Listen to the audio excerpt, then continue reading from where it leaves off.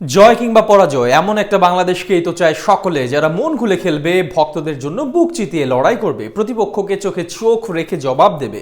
ক্যারিবীয় দ্বীপপুঞ্জে তেমনটাই দেখালো বাংলার দামাল ছেলেরা। আগের দিন বোলারদের নৈপুণ্যের পর চতুর্থ দিন ব্যাটারদের কারিশমা। এদিন ব্যাট হাতে ঝড় তুললেন জাকের আলী অনিক, বল হাতে আরও একবার প্রমাণ করলেন পেসাররা।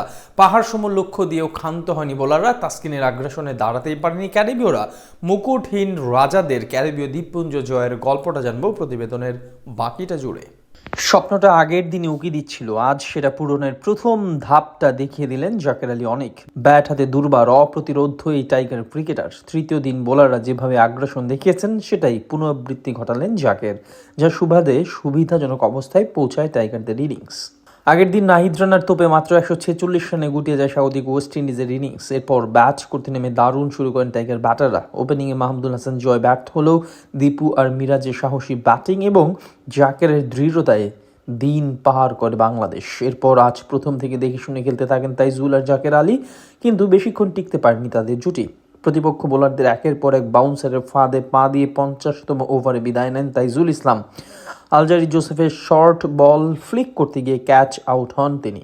তার ব্যাট থেকে আসে 50 বলে গুরুত্বপূর্ণ 14 রান। আগের দিন অসুস্থতার কারণে ব্যাট করতে না নামলেও আজ ব্যাটিংয়ে নামেন অভিজ্ঞ মুমিনুল হক, কিন্তু 4 বলের বেশি স্থায়ী হয়নি তার ইনিংস। পরপর 2 উইকেট হারানো বাংলাদেশের হাল ধরেন জাকের। 54তম ওভারে আলজারি জোসেফকে পুল শট করে ছক্কা মেরে অর্ধশতক পূরণ করেন তিনি। ঠিক পরের 2 বলে মারেন আরও 2টা বাউন্ডারি। সেই ওভার থেকে আসে 17 রান। এরপর কেমার রোজের বলে আউট হন হাসান মাহমুদ, তিনি করেন 12 বলে 3। তার বিদায়ের পর বেশিক্ষণ টিকতে পারেননি তাসকিন আহমেদ। 57তম ওভারে কেমার রোজের বল ডিফেন্স করতে গিয়ে 8 হয়ে বোল্ড হন তিনি। এরপর ব্যাট হাতে ঝড় তোলেন জাকের। নাহিদ রানাকে সাথে নিয়ে একের পর এক বাউন্ডারি হাঁকাতে থাকেন তিনি। শেষ পর্যন্ত তার ইনিংস থামে 106 বলে 91 রানে, আর বাংলাদেশ অল আউট হয় 268 রানে, যা সুবাদে স্বাগতিকদের টার্গেট দাঁড়ায় 287 রানের।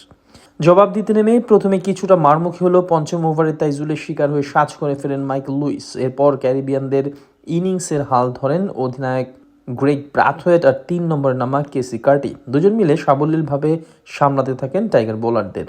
তবে তাসকিনের আগ্রাসনের কাছে যেন কোনো কিছুই কাজ হচ্ছিল না এদিন। বলের সুইংয়ে ভিন্নতা এনে বোকা বানান কেসি কার্টিকেও, ফেরত পাঠান প্যাভিলিয়নে।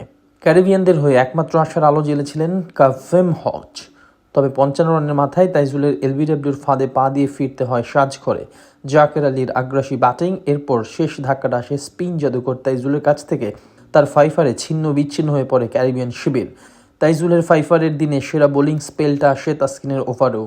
তার গতি, সুইং আর জোড়া শিকারের কাছে কুপকাত হতে হয় উইন্ডিজদের তাবর তাবর ব্যাটারদেরকে। সেই মিছিলে নিজের নাম ফলকটা সুন্দরভাবে ফুটিয়ে তুলেছিলেন হাসান মাহমুদও।